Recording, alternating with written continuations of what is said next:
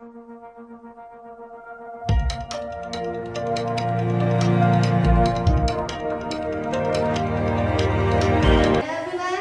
To the learning loop.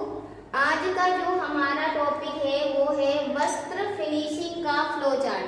अभी तक हमने फिनिशिंग को समझा था, अब उसका फ्लो चार्ट क्या होता है वो आपको समझना है पॉइंट्स वाइज पॉइंट से।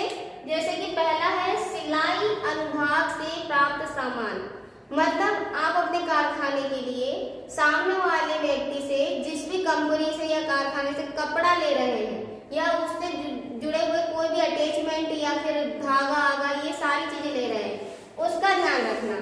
दूसरी चीज है आपका मशीन द्वारा धागा हटाना। मतलब मान लीजिए आपका एक प्रॉपर ड्रेस तैयार हो रहा है, तो जितने भी ऊपर धागे हैं, कई बार हम मार्केट जाते हैं तो आप लोगों ने देखा होगा कि नए कपड़ों में इधर से धागा निकल रहा है, कई कंधे से धागा निकल रहा है।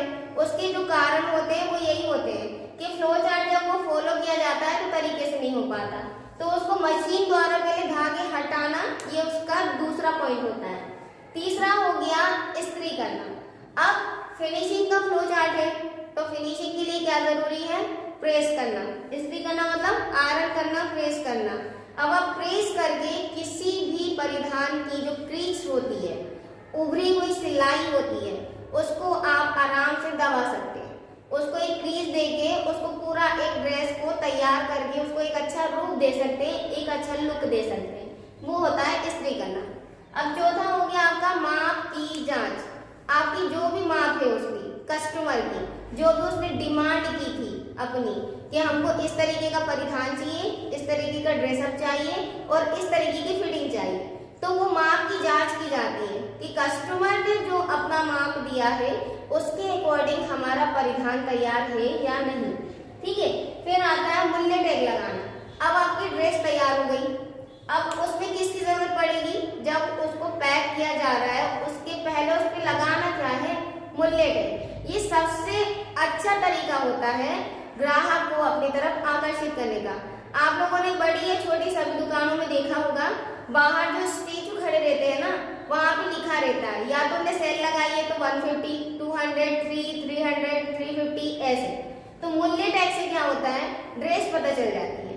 भैया हमने पूछा आपको कितने का चाहिए, कितने तक का आप परिधान ले सकते हो, आपने बता दिया 500 तक का, 1000 तक का, तो मूल्य टैग से पता चल जाएगा कौन सी ड्रेस कितने रुपए की है, तो वो वाली ड्रेस वो आपको निकाल कर बता देंगे।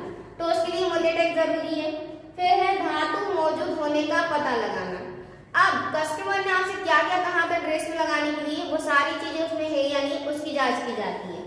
फिर है फोल्डिंग। अब फोल्ड करने का तरीका बहुत अच्छा होना चाहिए ड्रेस को, मतलब पैकिंग करने के पहले उसको फोल्ड बहुत तरीके से किया गया हो ताकि वो देखने में आकर्षक लगे। उसके बाद है पैकिंग। अब पैकिंग करने के लिए आपको पता है किस तरीके का पैकिंग की जाती है। जैसे कई शर्ट्स में, टी शर्ट्स में आपने देखा है हैंगर अंदर टंगे रहते हैं, है ना, उसको आप पैकेट से बाहर निकालोगे तो छोटे छोटे से हैंगर रहते हैं, उसके अंदर वो शर्ट को क्रीज सहित बिठा दिया जाता है मोड़कर, ताकि वो आप निकालेंगे तो आपको तरीके से अच्छी दिखे। फिर है वर्गीकरण, मतलब सारी चीजों का वर्गीकरण कर दिया जाता है। पैकेट कितना बड़ा पड़ेगा, कितना छोटा बनेगा, कितना बड़ा बॉक्स रहेगा, कितना छोटा रहेगा। उसके बाद आता है आपका कार्टून बनाना, मतलब बॉक्स आपका, है ना, कपड़ा है आपका, इतना बड़ा पैकेट बना है तो उसके अकॉर्डिंग ही बॉक्स बनेगा।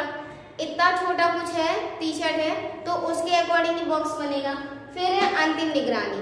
अंतिम निगरानी क्या होती है? ये ग्राहक द्वारा की जाती है ना, वो ही देख के आपको बताएगा कि आपका परिधान अच्छा है या नहीं।